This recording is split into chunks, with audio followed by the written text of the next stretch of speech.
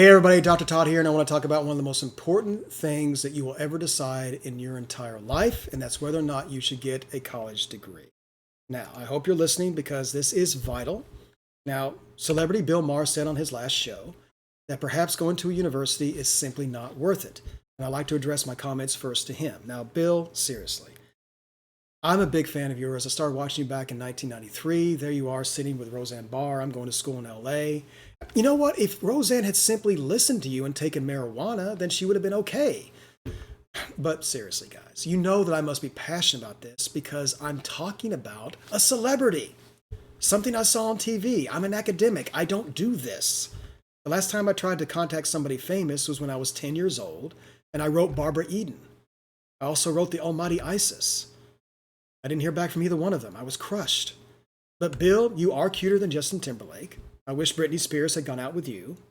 But Bill Maher did say something that is actually quite serious, and that is about college. Whether or not you should go, and it is true that the tuition cost, even in state colleges, has skyrocketed. It's gone up about 1,200% in the last few decades, and inflation's only been about one-fifth that. It's kind of like watching the movie The Social Network. That was okay 10 years ago. If you watch the movie today, it costs you your soul because it involves Armie Hammer.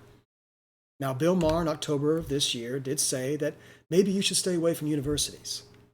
But on another show, he also mentioned that if you go to a university, you're going to make about $1 million more in your career, and it's really up to $3 million more if you get your doctorate. But I know that many of you are saying, Todd, that's all well and good, and that's great, but I simply cannot afford the tuition. Okay, let's talk about that. First of all, you may not have the money, but some community colleges are actually free, and hopefully they will be free very soon for the entire country. But even right now, in the state of California, it is pretty cheap. And let's say you just go to community college for just 2 years. Well, you can become a med tech, you can become a cop, you can become a computer programmer, or a really hot welder by day, a great dancer by night, and at the end you get the hot guy and the flowers. But seriously, guys, I know that community colleges are made fun of by people like Chevy Chase, but it's a very viable option. And you can transfer those credits to a 4-year university. But some of you have said to me also, Todd, I don't like the community college atmosphere, and I really want to go to a 4-year university that's legit and start my career.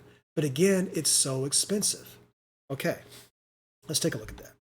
So let's say you go to a nursing school and you have to chuck over $100,000 in tuition costs. Well, if you become a nurse, you're going to make about $2.5 million more over your career than the average high school graduate. So it's probably worth the investment of time. Now, Bill Maher, you did say something else that I do agree with, that so many parents are telling their children, all you have to be is you, and they're spoiling them. And it kind of reminds me back in the 1950s when we told women, oh, don't go to college. We don't want you to do that. We just want you to lean on the couch. Well, thank God for Kim Kardashian that tells women all you have to do is lie on the couch. But isn't this part of the problem? So many young people believing that success and fame are just going to magically come to them, and it's simply not true. Now, some of you folks, and I work with young people every single day, say, well, Todd, what about Bill Gates? He didn't finish college. Neither did Mark Zuckerberg. Well, what I say is this. There's another man who never went to college, my grandfather. And yes, he was successful. He ran a small business in his small town, and he was married to the same woman for 70 years, and he was happy. But he also said something else to me. He said, Todd, I'm not asking you, I'm begging you to go to college. And the reason he said that is because he knew that when he decided not to go to a university and support his family, he was going to have to work twice as hard as college graduates. He literally got up every single day at 4 a.m.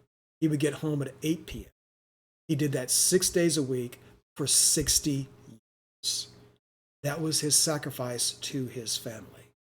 And yes, he was happy, but he basically worked himself to death. Now, I am not saying that college is for everybody.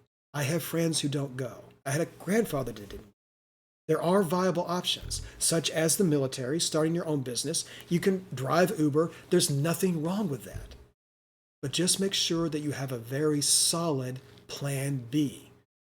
But unfortunately, if you are not going to have a plan B, and if you're not going to have a good college education, you're probably going to end up doing something like this. And you're going to live like this. But if you do go to college or you work really hard in a plan B, you're probably going to do something like this. And you're going to live like this. And before you ask, this is not a picture of $1 million mansion. This is a photograph of a living room of a home in my hometown that costs about $2,000 per month in mortgage. But you're not going to be able to afford that if you're like this. And this is what I deal with every single day. Yes, I deal with wonderful young people who are superstar Sams or superstar Sallys, as I call them. But we also have the lazy Leonards. People who believe that they play video games all day long, that somehow success magically will come over them like a cloak. And that's not how life works. Now, Bill Maher does have a point about colleges, that often it is this, and perhaps that is not good. But at colleges, this is also happening. And this, as well as this. Let's not forget, it was the colleges that ended the Vietnam War. It was Dr. Martin Luther King that went to the universities to start the civil rights movement. And there was another gentleman that was going around college recently giving speeches. Oh, that was Bill Maher. Bill, I do understand that sometimes you get upset when you perform or give speeches, and there's that one student out of 100 that says, oh, what he said was offensive. But the vast majority of college students appreciate people who give them speeches, who give them performances, and try to encourage them. Now, I do understand also that back in the day, there was a lot of protest, and people say, hey, the 60s were a different time. But this is what's going on today. There are students that care. There are university movements that change things politically. So much political and social change happens on the college campus. Back in the day, people would live in dorms and they would get along. It is true that so many people are living in dorms now and they don't get along. We are divided socially, politically, religion, race, and you name it. But isn't this also the point of a university? Learning to get along with people that you don't like, that you disagree with. Learning to iron your own clothes, do your own laundry, clean your own mess, and sometimes even convincing the other college students to pitch in so you can get a pizza. This is what college is all about. It's not just what you learn in the classroom, but maybe what's more valuable is what you learn outside the classroom. And to you older folks like Bill Maher and you influencers, the greatest power you have is the power of example. We need to encourage young people to educate themselves, to work, and to become adults. But Bill, even if you disagree with me, you're still cuter than Justin Timberlake. Okay, guys, I'll talk to you soon.